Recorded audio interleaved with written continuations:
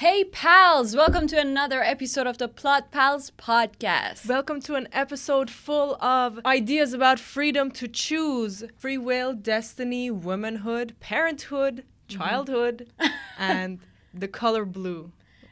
Exactly. I am Bella Baxter.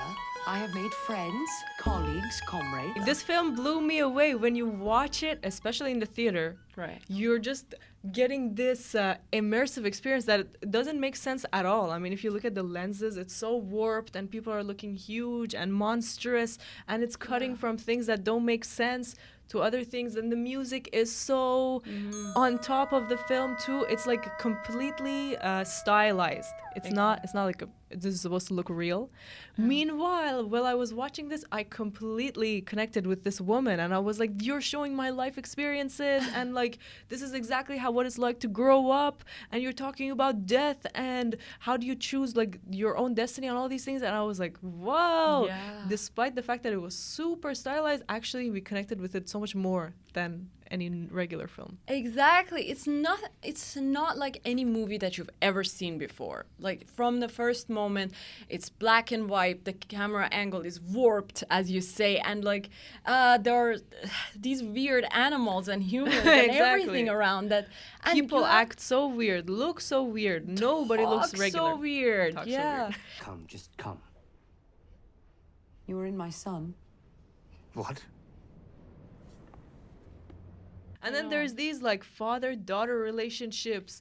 Are they incestuous? Are they regular? What's going on? And this little kid, oh my God, like it's so shocking. There's this woman who's supposed to be a child, and then she's like literally doing things that you don't want to watch with your parents, you know?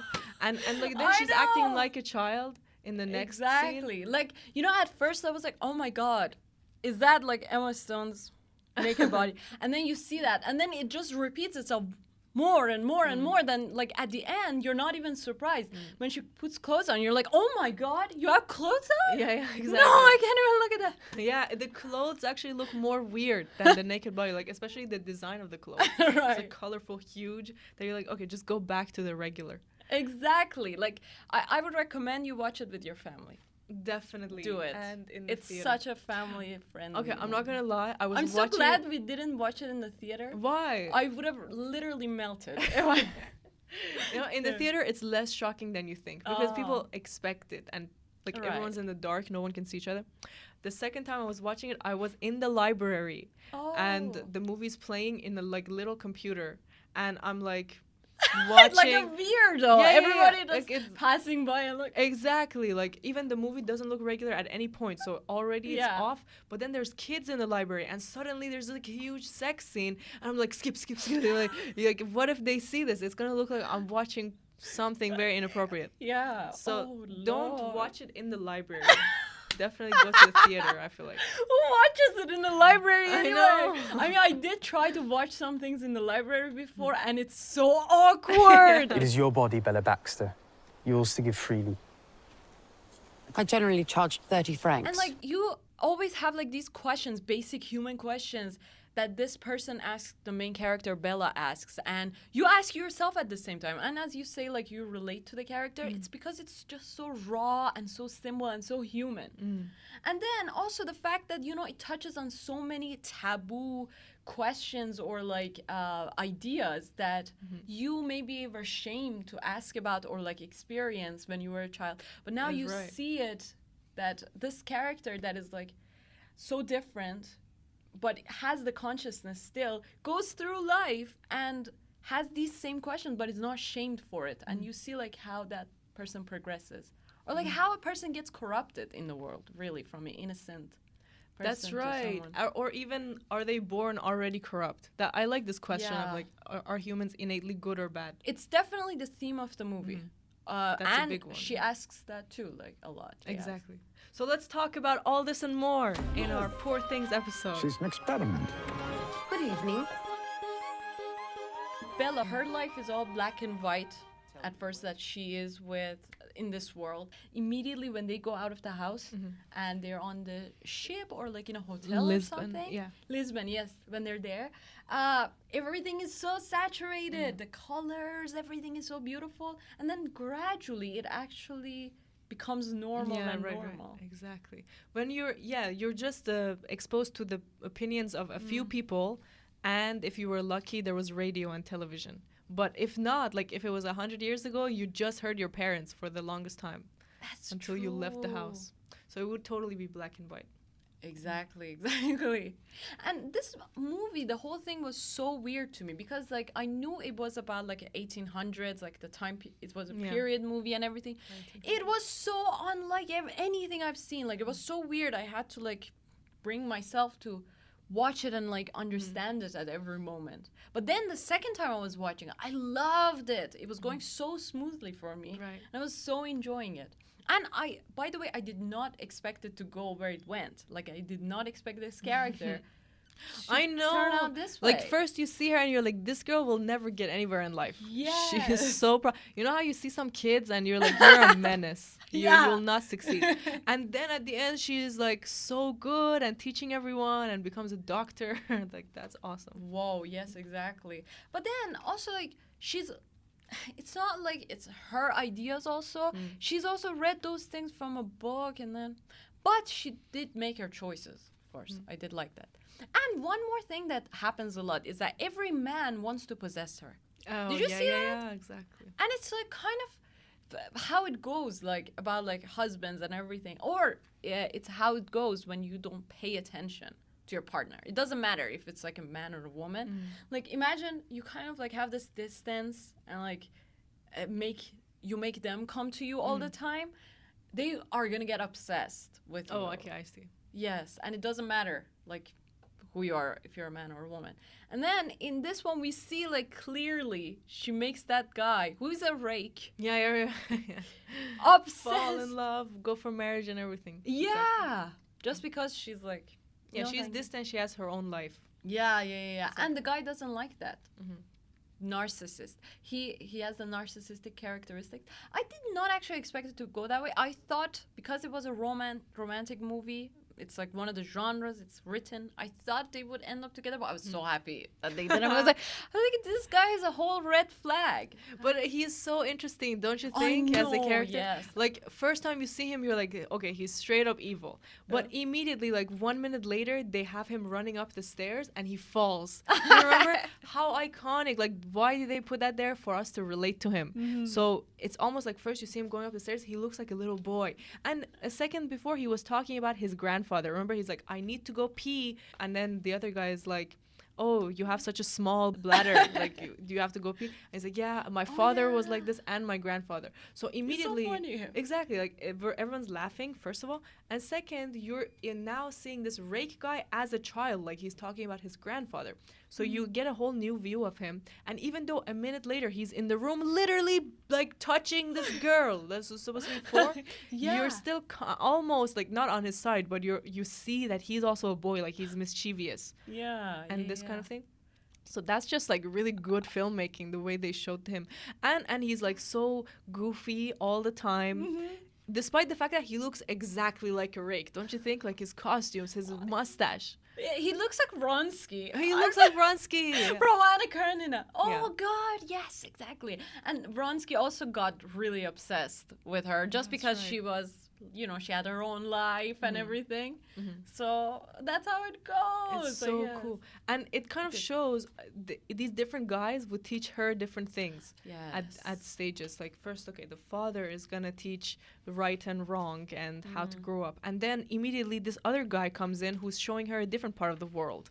Like how to go into society. How do you talk to other people? Yes. And she's like, fuck, no, next person. I'm going to show you about the evilness in the world. Harry Astley is like, there's no good in this world. Everyone is a sucker. And then she leaves him. And then like, Max, I'll show you balance and cool things. Exactly. And at the end, always women end up with the boring guy. Yeah. That's the husband material. But oh my God, did you see the first husband too? What's wrong with that guy? Like, no wonder she did what she did. Yeah, I know. In the book, he's written as a general, so he was kind of like a Napoleon guy. Oh, okay. He was really successful in battle, really well paid for it. And like high society, high ranking, everyone knew him. So it kind of makes you think like if you were in her shoes, you would also go. and marry him. Oh, wait, you know? wait. You know, one thing now that I realize is that she's actually Anna Karenina. Like, she's seriously Anna Karenina. Because, like, imagine Anna Karenina also committed suicide at the end because of, like, this husband and everything that was happening. So it's like, what happens? Aftermath of Anna Karenina. Sequel to that. Exactly, when she comes back to life and now she gets to experience it again. To think that it's the same time period, too. Right. I'm sure there was some inspiration there. Probably. I'm sure. Yeah. She also looks like the description of Anna Karenina. That's true. By the way, we have a video on Anna Karenina. Check it out. Check it out. Anna Karenina is another life-changing, right. heart-wrenching story. Exactly. So I think there is these similarities between them. And now she went out of her way to do that. And this book has a lot of ideas about communism, socialism, and this kind of thing, which was also same time period as Anna Karenina. But what the movie suggests is that socialism is good. Communism is good. Socialism in its ideal form is good, but we know it will never work. It's always an ideal. Yeah. Yes, exactly. What is socialism? Tell me. This is Mr. McCandles. Hello, Bella. I love how he was so deformed. Yes. And like he does this thing where he burps and then it's a bubble. Yeah. And what that made me think of is our parents all have their weird qualities. These things, like, it doesn't even have to be like a physical thing. Like, my dad sneezes loud. But like there's other things too, like the way they think. That you ignore. Yeah, that you ignore, or even you love. Like, you know how she was clapping after that happened? You kind of like see this man or woman and you're like, this is ideal. Or I love how they think. And so I like that they really showed this like extreme, in an extreme form. Right. That even though his face is fully broken, she sees him as beautiful. That's how you do see your parents. Like, and that's why so many people want to become parents. Some narcissist, selfish people want to become parents just for that feeling. For a child to look up at you. For a person to look up at you and take in all of your flaws and love it and praise you and, you know, listen to you. Like, so many people become parents because of that, even if they know it or not. That's the reason. That's why, like, you have to be so, I think, should be emotionally stable to have kids. Because so true. Wow, I hear so many people say, yeah, I want to have a kid so that there's a mini me. And what is a mini me going to do? Exactly. Like, what the hell did you do in this world that now you need a mini you in here? Like, thank you. We're good. And so selfish. Even in the book, this woman, Bella, or perhaps you can say the author, is saying that you should have only one child so that you can love them and really treat them right and show them that they are like valued and everything, so they go into the world and make the world a better place. No, only children are so weird. no offense to only child. But it's so hard. I get you. Like, imagine not having any siblings, no rivalry, and then what if you go into society, like, you want to make friends even as a kid? That's it's right. so hard. If your parents give you this much attention too, it's a problem. I see it all the time. Kids that are only child, or like it took 10 years for the parents to like have another kid. It's hard for them to build connection. It's hard for the kid to like socialize really well. It's very hard. And Bella didn't have one kid, as you say. She had 3, right? Yeah. That's true. That why would you tell other people to have one kid if you had 3 yourself? It's really illegal. 2 is ideal. I was gonna say, like, this is our rule now. If you want to have children, have 2. Okay, and like treat them the way that we say, because because we are experts. It's so important. We are parent councils. Let's talk about the story beats that you remember. So, what was your feeling when the film started, even if you don't remember the exact shots? I remember the first kind of shot. Okay, the first shot that she commits suicide. After that, the black and white one. It was like this halo that was on the screen of light. And she was sitting in front of a piano and she was playing it. I was this weird song. It was not even a song, just some notes so furiously she was like playing. And there's this halo of light and the camera is moving so you see her face. It was beautiful. Like, I was mesmerized by that shot. Exactly. And even her acting, she looks exactly like a baby. Don't you think? Yes. How did she do this? Her eyes, how she blinks, how she smiles. Like, she looks so sad in that one. It's exactly how a baby, if a baby were to be put in like a grown human's body, that's how they would act. Seriously, like, good for her. I Emma can't believe it. Yeah, even the way she claps, like everything looks exactly. You know, the baby dances just like that, or like, I don't know, the walking and everything that she did. Especially the eyes. I can't believe it.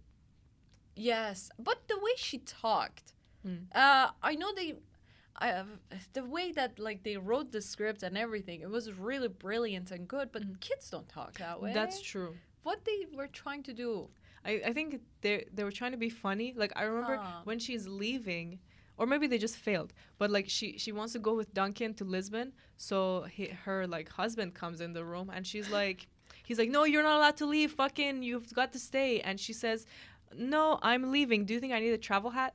Like, or me need travel hat, something like this. Like that's clearly just to be funny. Yes, exactly. The way the sentence was told too.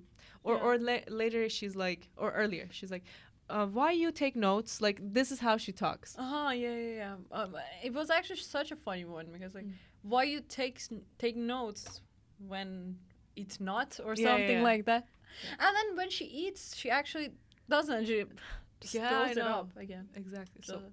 So I think maybe it was like a failure to get like exactly how kids talk. And I think it would have been so weird if she had a lisp. If she was like, Mommy, I'm so tired. You know how kids talk? Oh, yeah. They don't know how to say words. Yeah. No, that's so bad. So I think that it's wouldn't better work. That wouldn't work, because like she has a vocal. Look at that. Look at that. She has the vocal. I don't have it. She has the vocal cords of a grown woman. That's true, exactly. So she has just the brain of a baby, but an instrument of a grown woman. So she would talk like that anyway.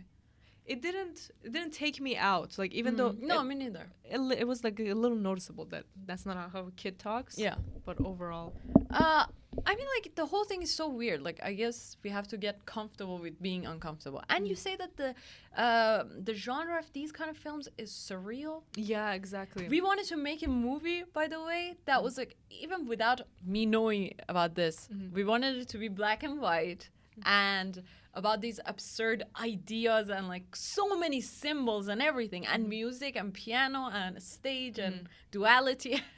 About actually being good and bad. Yeah, right. So insane. We didn't even know about this movie. And So surrealism goes really well with these ideas. Just showing the world in a whole new way. Not the way we see it, but the way we think about it. yeah, it's like an abstract art.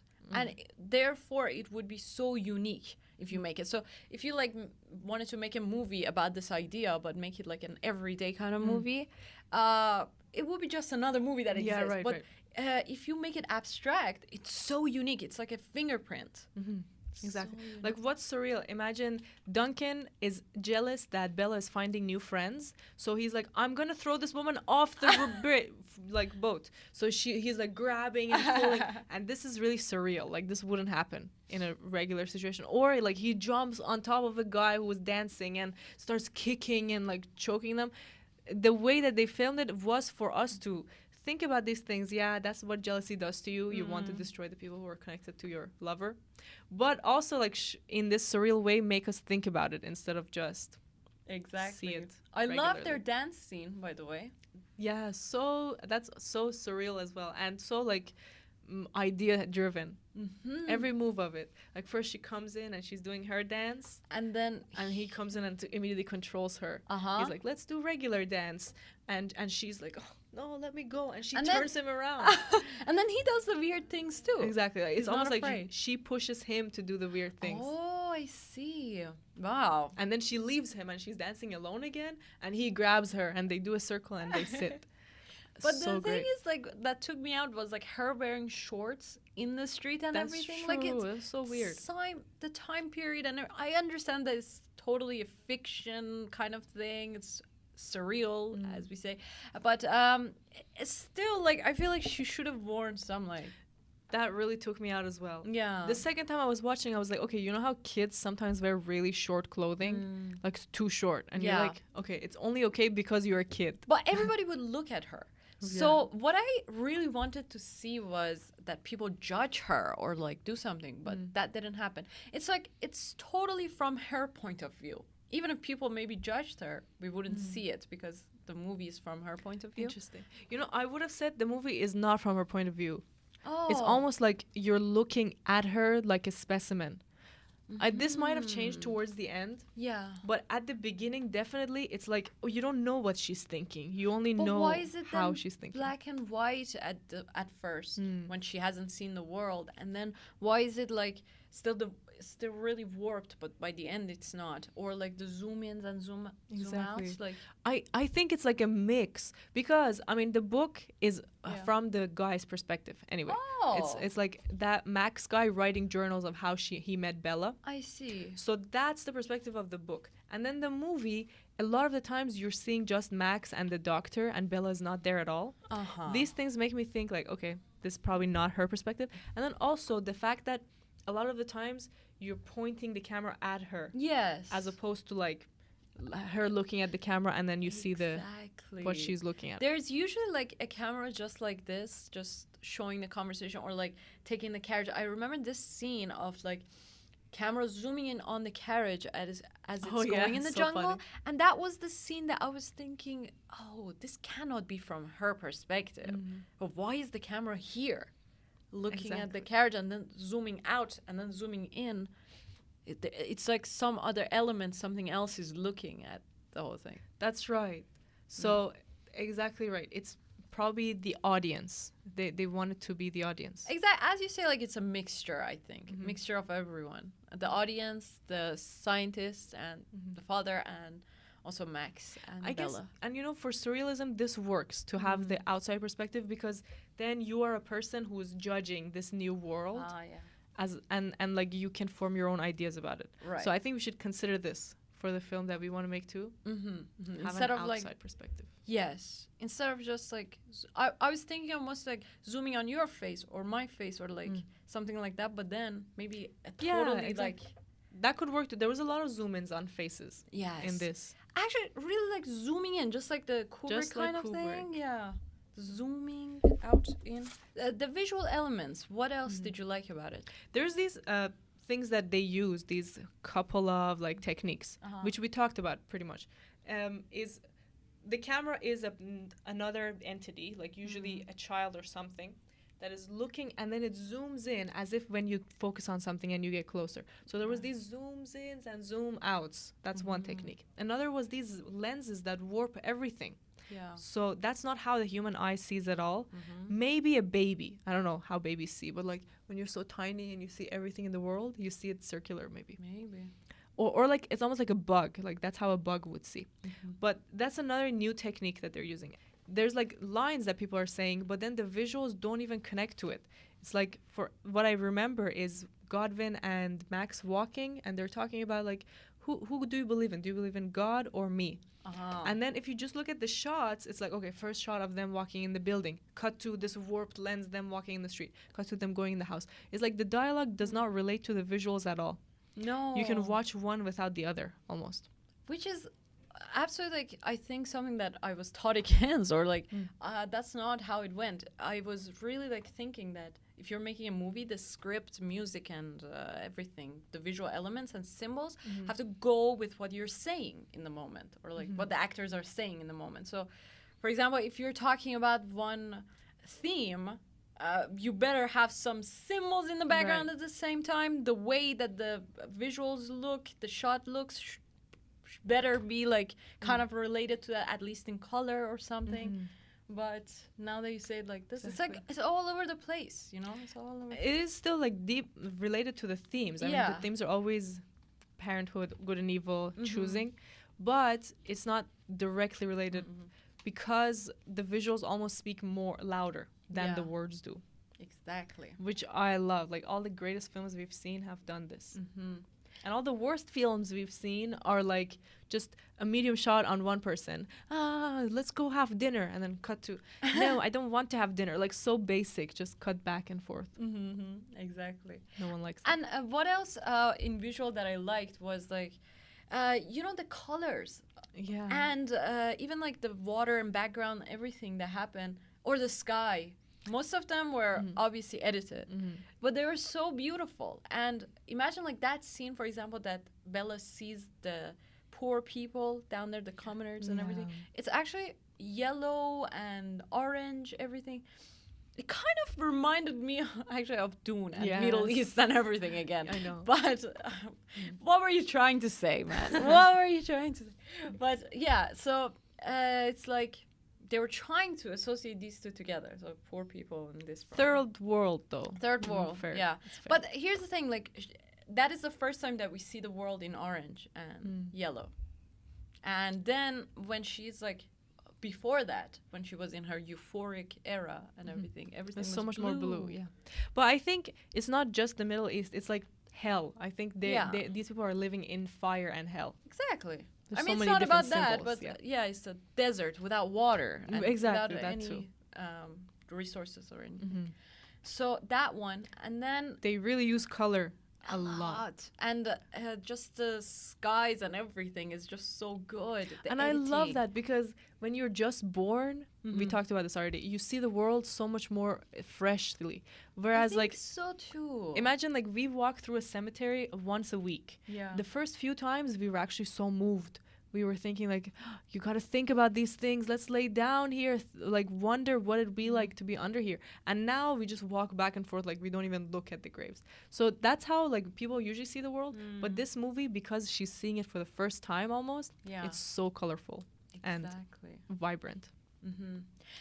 It also makes me think, by the way, that are we here in this world to just experience things? Like, are we an experiment also? I think we are. Humans are an experiment of God. We're here just to see what we can do and make of it. Like, nobody knows what's going to happen to them and why we are here. Even if, like, philosophers sit around and talk for centuries. It's just that it's all an experiment. Nobody literally knows what's going to happen after you die, why you're here. These are just theories that people have. So you think that the world is an experiment where you just try and think about why you're here and you try different things I think and you die? You shouldn't even think about it. I think you should just live it. Yeah. An experiment to live and grow and see the world and grow your consciousness. Really, I think one of our biggest purposes in life is to grow our consciousness. It's like a service that we do to God, to the universe, probably. Because like then consciousness meaning be more aware of other people, be more aware of like life be more happening. aware of yourself, everyone at every moment. Just be in the moment. You know, when you are not in the moment, it's like you're doing your routine thing, everyday thing. You're probably scrolling or something. It's like a shadow is on you. Like your eyes don't look the same. It doesn't sparkle anymore. It's like a dark thing that just took over you. Like you're not thinking. It's just autopilot. You're not there. That's But right. I think our job is to be in the moment and live it. Just like this girl, she didn't have any fear, and she did not have any societal like things that pushed her down. So she didn't think of like prostitute. Exactly. Being a prostitute as a bad thing because she was not taught that. But she had to like go through it and learn from it, like see what it is all about. Like I think we have to like go about it without any judgment. Like do things that we want, experiment things, experience it, and then see for ourselves. Yeah, fear is such a killer of like the only reason that you will not succeed is because you're afraid To do as a, to do it, to try start it. Yeah. Exactly. And even you yourself are in your own way, nobody else. Right. That's tough to think about. She had no fear, where as in like in the book, when the husband, first husband is pointing a gun at her, she goes and grabs the gun, brings it down, and it shoots her in the foot. So like that's the amount of non-fear that you should have. You shouldn't fear your death. You shouldn't fear what people think about you. And meanwhile, like I fear money, not having money. Yeah, or exactly. anything. Or like all these things. And meanwhile, we fear it so much. I fear it like all the time. I'm All the time. just like brought down. I fear success. I fear failure. I fear going hungry. So like once we let these go, life will be better. Big on the hungry one. I know. Right now I'm thinking about the sandwiches. Right. But there's one thing that's kind of out of the scope of this film. But in the book, the last chapter, we find out everything was a lie. That this woman was never a child. What? That that like Max was lying the whole time about like her being a child and everything. That was just his perspective. And she actually, like, she hated her first marriage, that she left it and she came to Godwin and said, take care of me. You raise me. Like, I want to live with you now. And so then they lived together, and then Max came in and like they decided to get married. How did she forget things? She didn't forget. Like, she remembered everything. So it was just a lie to us? It was a big lie. Like, To I Max? I think what they were saying is that Max was not a great doctor. He was like kind of lazy. So later in life, he became a writer, and he wrote the life story of how he met Bella, and then he like fully fictionalized it. So Bella was a child. Bella didn't know how to talk first. She was like touching herself in public. Like, he wrote all of these things, and then Bella left me and went to like go fuck these people. So he fully wrote it in a way to make himself look better and himself more connected to Godwin. And Bella never even forgot her past. Like, she remembered exactly how she grew up as Victoria. And she made choices all the time, because this film, it's saying she made the choice to die, but then she was brought back to life, and that was not her choice. Like, her child going in her brain, that was not her choice. She couldn't make choices until she got to leave. But now this ending of the book is suggesting she was making choices all along. And she just reinvented her life. That's actually. such a plot twist. I know. And That's they didn't, huge. Yes. That makes you What? reconsider everything you've seen. Doesn't even make sense. Oh my god. So once I read that, I was like, oh, okay, now I have to go back to the audiobook to see the two. It's almost like too big of a twist that it doesn't even make sense. Exactly. Like, are there clues, or is it just a big, like, let me pull the carpet out of here? Wait. So does Max know at the end, at least, that she was lying or not? Yeah, this is a good question. I don't know. I don't know. That's so interesting. Because, like, if Max didn't know, then it would make sense, because it's like a story that he wrote about what he knew Bella Right. was and what his her background was. He knows that Bella was a child, as you say, and she went to have these adventures and everything. Yeah, that's what I'm thinking now. Maybe he didn't know. Bella maybe didn't share her past. Maybe Godwin and Bella were in on it and together said, like, yeah, Bella's born new, because she didn't want to go back to her first husband. And the book is supposed to be like journals that he wrote about what he saw. Right. And then he, even in the book, that he says that I burned all the copies. I only kept this one, and I never showed it to my wife. And then the last chapter is the wife found the book, and she was like, this is such atrocious writing. I don't believe, like, and then the wife was a doctor and everything. Yeah. So what it ended with was that this husband was kind of like a lazy homebody who was not satisfied with his life, and was like so obsessed with his wife as well. He was like, this woman is great. I want her in my life. I see. So the whole time, like, every man in her life basically felt really like inferior to her. And that's like the thing. They always say never marry somebody that is like you shouldn't be the best one, like in the marriage, like career wise, money wise. You shouldn't have like you shouldn't have to be the breadwinner of the family, because that would make your husband feel really bad, even if he doesn't admit it. Like, one way or another down the line, an argument will come and he will be all over the place. So they always feel that they should feel like they're the provider, even if they're not. So, oh my god, that's so huge. Like, I can't even believe this. It just made me realize so many Oscar films are this exact theme too. Another one called Anatomy of a Fall was this woman writer whose husband dies, and then in court they blame her. They say, you did this, and we believe that she did it too, because all the evidence goes towards her. And then as the film progresses, you realize the thing is that they had together, they were both writers, but she was so much more successful and he wasn't, and he always felt like he was just raising the child, and so many arguments arose because of that. And now this one is the same. Like, what's making this topic come out, that women shouldn't be the breadwinners of their family? I guess it's just a natural thing. Like, if you go even back, men always wanted to feel like providers. Like, it's just their instinct. They want to be the provider. That makes them feel manly. Like, the more feminine the woman is, the man tries to be more masculine and protective of her. Even like, take this, a woman, like one of your friends, if she is more feminine, you will be like, I tested that. Yeah, exactly.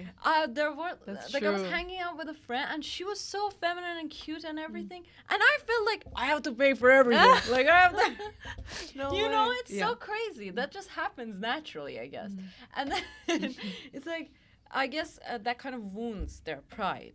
If you are making more money, you're more successful. But that makes the book like kind of like, this woman was a very competent doctor. Yeah. This man wasn't, even though he wanted to be.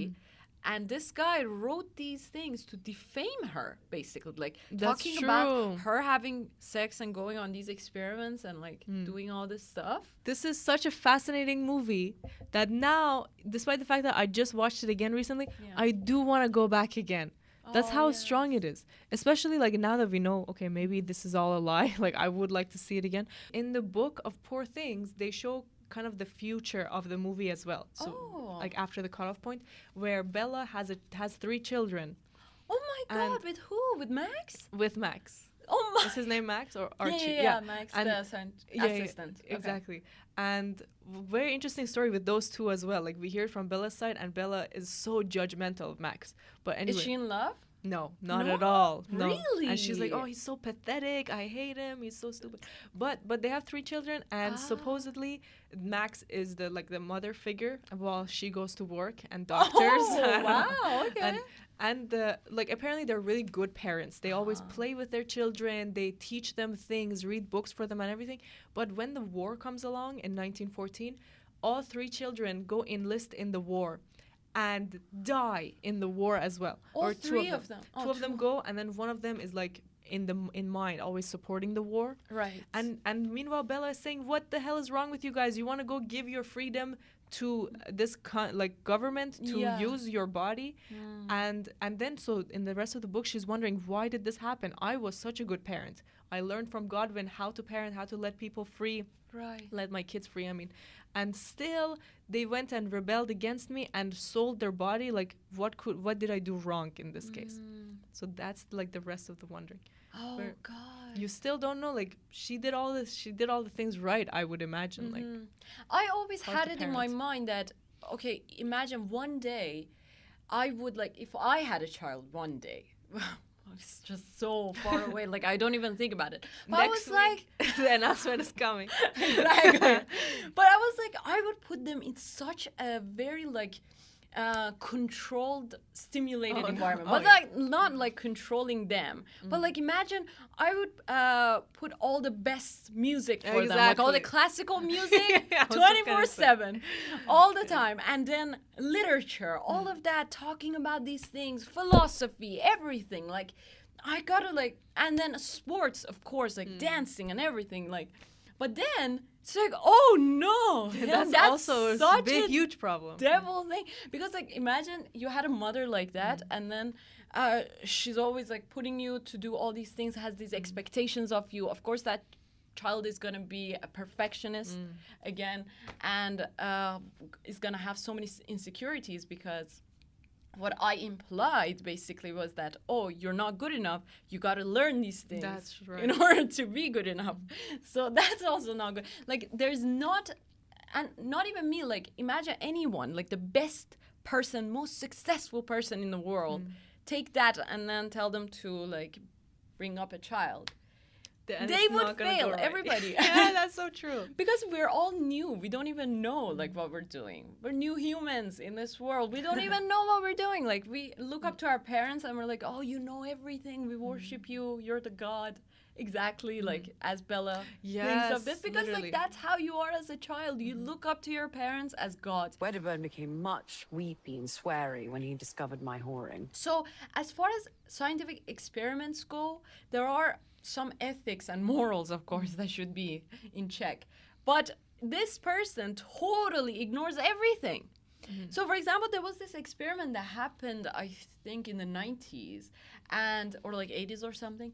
And they put some babies and probably tried to scare them about something, some yeah. conditioning kind of thing.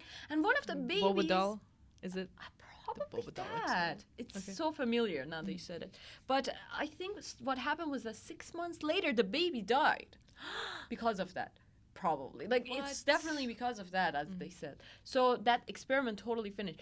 So it's so unethical to even, like, imagine take a seed and try to, like, make a baby out of a womb. Like, imagine a device, for example. And say, okay, I want to make a human just for experiments. This is Right. not like somebody made that baby or, like, something happened.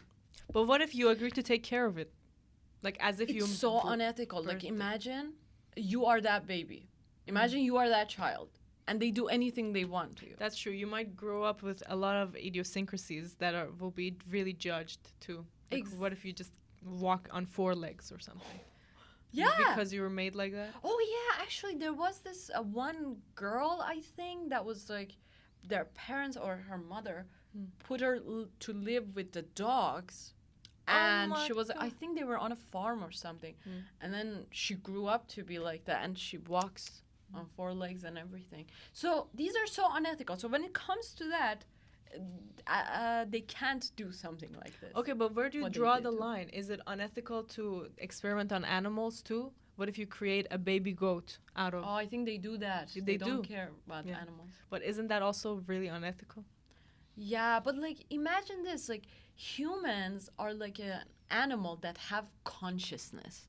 So it's so even though all animals have a degree of consciousness, Yeah. humans have like a lot of it. So it's you can't do this to humans. I will say, like, I hear dolphins have complete consciousness as well. And also... those freaking animals Freaking, are yeah, so disgusting. evil. But Yeah. I swear to you, I was on a farm Yeah. with like 500 goats, and 2 goats had consciousness. What? Okay? How do you know? Like, What these did they goats do? would come up to me, look me in the eyes, like if I'm angry or upset, like they would come. Like, if 500 goats are running away and this goat is coming to me, like it's okay, you know.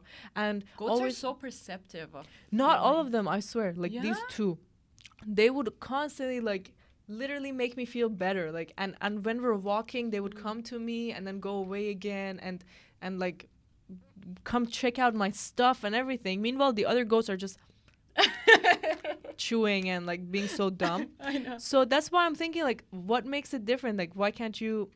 Why would you hurt these animals? I'm sure mice also have conscience. Like, just because they're smaller and we can't hear their Mice thoughts. are actually so smart. That's Exactly. they so resemble humans. That's why they do all these things on them. And here's the thing: you talked about dolphins and that they have consciousness. And here's the thing, okay? Now maybe we can answer the question of are humans innately good or bad by dolphins, because dolphins also have like the same kind of consciousness. They have consciousness. So dolphins are evil animals. Like they they commit suicide, they kill for fun, they rape. So the exact same things that humans do. Right. So maybe like with power, there comes some responsibility. So with the power of consciousness, there are some corruptions that also like could happen to you. Like the degree of, imagine like an animal, they don't have that much consciousness, but then they won't do that much evil either. Like it's also balanced and all good. But then humans have so much consciousness, like they have the potential to have an insane level of consciousness. And then because of that, their level of evilness is also high. I mean, we should research more on dolphins. Like, how do the Yeah. parents raise them? Are they also repressed? Like, how many dolphins become murderers? You know, is it like 0.1%, or is it like 90% of the population is Oh murderers? my. You know, because if we don't know these things, then we can't specifically say how they relate to humans. I feel like so maybe we should just quit our life passions and go start studying dolphins, because Why like that's actually not? so interesting. Yeah, How exactly. the level of consciousness that they have, like, is parenthood affecting their behaviors, or are they like innately going to be evil like this? And you know, the thing is, like, why do we, I think even the whole discussion is completely absurd and wrong, the fact that we want to even determine are humans good or bad. Because why do we even have to judge? Like, in the eyes of nature, good and evil are all, like, necessary. Yeah, right. and it doesn't care. Like nature doesn't care if there's like evilness and goodness. Like in it's just us. We interpret it. Like animals don't do that. Even if like an animal goes and kills another for a hunt, they don't care about the fact that it's cruel. Or like if another animal kills another. Yeah, I in a know. fight. So many of these things happen in nature. Like these birds, I just heard they birth eggs and then they take their Wow. eggs and put the eggs into somebody else's nest What? because they don't want to raise their own eggs.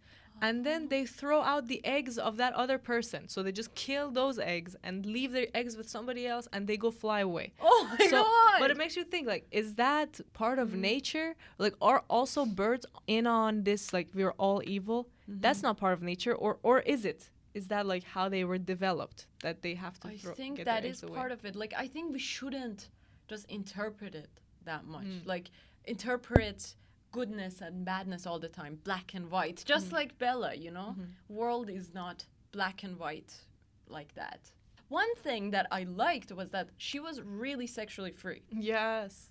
But then we also see, like, you have to always, overindulgence is really bad, and you have to have balance in anything, any kind of thing. So some people think that, especially nowadays, like in 21st century, every woman is like, I am so free, I'm a free woman, so therefore I could be, like, sexually free. Like, I could sleep with whoever I want, and it's okay. But we gotta, like, consider, I think, at the end of the day, like, the nature of women as well. And women can't like always sleep with lots of men because there's something like they give out their energy because like I sex agree. is not women get attached whether they like it or not, whether they think that no, we're just like men, we like to do that. It's like that's not the case. Like you are designed to after sex like get attached to that person emotionally, and that man is designed to lose attraction. Really? That's messed up. That's the thing. Like, imagine, like, let's look at it naturally. Like, in the natural state, the man is supposed to go around like imagine like a flower or like a bee or something. Exactly, a bee. He's supposed he's supposed to go around and like cultivate or I don't know, fertile all the flowers, right? That's such a But the flower is like committed to that one thing. So it's like even if we don't want to believe that, it's like sex is a huge deal in terms of like the exchange of energies. Like you are getting something from that person. It's like putting ice, for example, in a warm room, and they interact so much with the weather, like until they both are at the same temperature. The water and the room are the same temperature. So if whoever you interact with, especially if you have sex with, that person is going to really have an effect on you. Definitely they will leave a mark on you. And for the man too, but a lot on the woman. So therefore you have to be careful who That's true. But it is good to have the freedom first to experiment with this. Once you experiment, you realize this is not your nature, then you can stop. That's Even, right. you know, the symbol of she keeps eating these sweets in the movie is like a circular sweet. Right. And Duncan is like, you just need to eat one. You don't need to eat more. And later she sneaks out and goes and eats like 10 of them. And then she throws up. So that's a great way of showing it. Like first he was repressing her, saying just eat one. So he runs out and she's like, okay, I'm going to eat them all then. Who are you to tell me not to? But when she does eat them, she throws up. So it's like these rules that you have to try out for yourself. Right. Or else you will not know. Exactly, I guess so. They work or not. Qu'est-ce que Fromage. c'est? Fromage cuit. Cheese to meet you. But I would argue that the main theme is about choosing. Because she starts out, like, don't you think this little kid starts out as super evil? Like, she's literally knifing people in the eyes and grabbing, like, she smashes a frog dead. I know. You know? Here's the thing. So children, you take that and like this is the idea that exactly the same idea that this philosopher Shonzi, I think he had to propose, and he was like, humans are innately evil. Okay. And that children are evil because they're impulsive. They don't have any control over their mind, their emotions. They would do anything. They're jealous. They are possessive.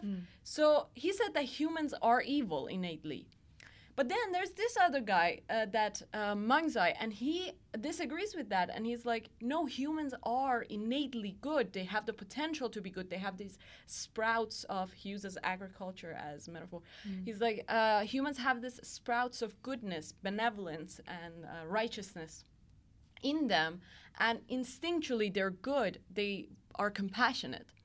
And the examples that he used was that, for example, if you see a child like right on a well and he's about to fall, your instinct is that you would like jump around or like go toward him or like shout or do something to like not let the child fall in.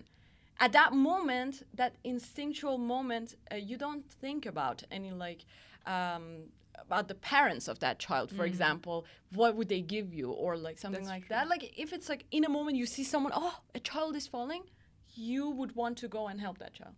Yeah, probably. And or you would just be like, ah, and let him fall. Exactly. So, but, and you see, Exactly. I wasn't even thinking at this moment.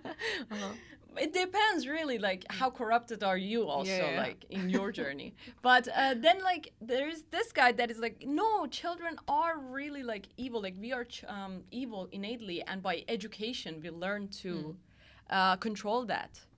And I would say like both of them are really correct. I'm like really thinking that Mangzai is correct. People are innately like at first are really, really good, and they have this tenderness to go towards good, but then they learn by like their environment and their people that they must possess things, and they gather the identity and everything. So I would argue exactly opposite of you. So let's consider this film. Right. Is that this woman is born and immediately she's so evil, like she wants to break things, she wants to get attention, scream, like as you say, jealous, possessive, and like self-centered, extremely self-centered, right, and will do anything to get what she wants. And like she loves killing, actually she loves the power, because like a child has no power other than in this way of like annoying their parents. Right. It's not like they can just get up and go away. So I would say that children are born kind of evil and have this tendencies of needing to survive in them, wherein you will do anything to get yourself benefited. And then if you let this child experience the world and make these choices like how Godwin did. Like Godwin wasn't like, shut the fuck up, you little kid, go to your room. Like Godwin was like, okay, you know, you're having your anger bursts, go ahead and do it. In this way, he let the girl grow up into the sprouts of goodness, like accept that, okay, it's not enough just to like kill to get what you want. Yes. You actually gain from helping others. And so as she grew up, in fact, she learned to be good. Whereas like I do think that children when they're born are quite evil. Like I used to hear this a lot. Like people would say to me when I was a kid, oh, kids are so innocent, you're so innocent, life is great. And I was like, I'm not innocent at all. You don't know what's going on in my head. You know, like what are you talking about? Kids are innocent. We're always like judging and swearing in our head and everything. I know, always like I consider like with my friends, the interaction, everything that I did like as a kid, I was always like possessive. I wanted what they wanted. I didn't want to give what I had. And whatever they did, I wanted to follow that and do it. So this is kind of a new idea that the movie introduces, is that you're born already with like a destiny that you're either going to be good, great, or you're going to be so stupid.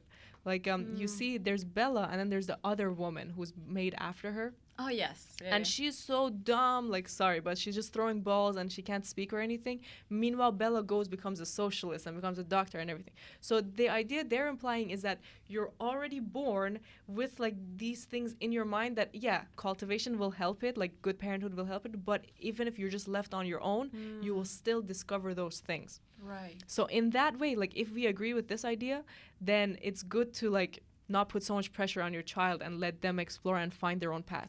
But I don't agree with this because you have to like tell your kid what to do at that young age. They don't know. The thing is, like, one thing that is so clear to me at least is that children, because they are so connected, like they just came into this world, they're so connected still to their soul, to God. It's like they already know their destiny if you let them go. Like they already have some desires or something like they're good at drawing maybe or something like. Right. And even if you take it like when you were a kid, what were you interested in? For example, for me, it was always like, now that I look back on, I did that a lot because I can't remember so many things. So I had to. So it was like, I was always like from the moment that my parent, I think like my dad says, I always read to you. So I always had these books. I had these books that I would like go over and like, even though I didn't know what they were saying, I would memorize things because my parents would read them a lot to me, and I imagined that I was reading them. Or so it's always like books and poems and all these things have always been a part of my childhood, and it was like something naturally that happened. Even though my parents did that, but I was like had the tendency towards that, and even exactly, you were listening. They were reading it to you, but still you were so receptive. That's why they were reading it to you. Right, and I can see it now even. Right now, the path that I'm going, or like just the desires that I have, or like the tendencies is towards this path, writing and doing that. And do you remember how you were thinking about the world at that time? Like what your ideas about other people and the world I don't were? even know the moment that I got consciousness, because some people know. I saw these comments of people and they're like, I know precisely the moment that I gained consciousness. How? How do you know that? That's so true. Crazy. Yeah, I don't know either, but like you remember some vague memories. But this thing happened. Do you agree, Maral, that like right now children are so like smart and have much more consciousness? I know. It's insane. But here's the thing: we were also smart. We just don't remember it. But I mean, also like people keep getting smarter every year. Yeah, it's true. I guess so, because like they have so much consciousness. I'm sure I didn't even like could recognize my own reflection for like probably until I was 5 or 6 or something. That's true. Yeah, you talk to these kids and they're like, they respond the way that you want to hear. They're trying to like get into your mind, and you're like, you're 4, go away, go draw something. Exactly. Yeah. Well, okay, what I remember, like the first image that I have is me in a park where there's like lots of these little branches, you know, these tiny little Iranian branches, and I was grabbing them and looking at them, and I was trying to build a fort with it. I remember this. So cute. And I also remember like I loved people following me around. So like if there was a group of people, I would be like, hey, like Anna, come follow me. Let's go, follow. And I'm running, no one's following me. So I know what your path is gonna be. You're gonna be a robber. Dictator. Robber? Always like running around, police is coming after you. Exactly. You know, someone told me we're playing this game. Or a runner, like. Or a runner, I know. Why would you be so negative about it? Exactly. But we were playing like this truth or dare game one time, not so long ago, and then someone was like, who's most likely to go to prison? And everyone was like, Maral. What? What did I do to deserve this? But anyway, another thing I really remember is one time I was in the shower, and this is like story ideas I'm giving out. You should use them. But and my mom comes into the shower, and like I don't know, I'm 5 or 4, and she sits me down. She's like, middle of the shower. I'm like, I was enjoying my life. Sit down, we gotta have a talk. Yeah, literally. Yeah, exactly. She comes in, she's like, your dad and I are getting a divorce. Who are you gonna choose? You have to either choose me or him. And I was like, let me finish my shower and then we'll talk about it.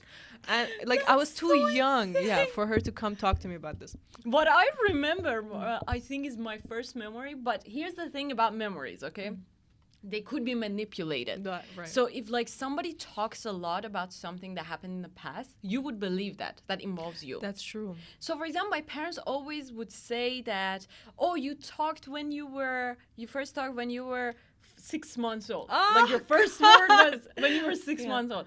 And they said that a lot, and my dad even wrote it in his journal. Like he has the dates and everything. 6 months. I what know, the fuck? exactly. And then I was like, and because of that, I think my memory has been manipulated. I can clearly see a memory. It's like so perfect that I was like, I'm sitting, like, imagine a camera that's like looking at the ceiling, right? Okay. And everything is like warm. The lights are so warm. And then there is a kitchen counter right there. I'm in the living room, and I somehow see them. Like my mom is there and my dad is right beside her. And I say Baba, for example. Oh my God. And then they come and like, it's That's so 6 insane. months. I That's know. so crazy. It's not possible that it's like an actual memory. But how Maybe. come, like, I remember the house and I remember everything, and I told my mom, and she said that's like how it was. But then But thank yeah. you for listening. We hope you enjoyed this discussion as Yes. much as you enjoyed Poor Things.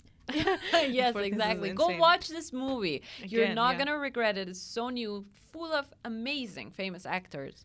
Such a great philosophical theme they could talk about. And please comment down below what you think about this. Are humans innately good or bad?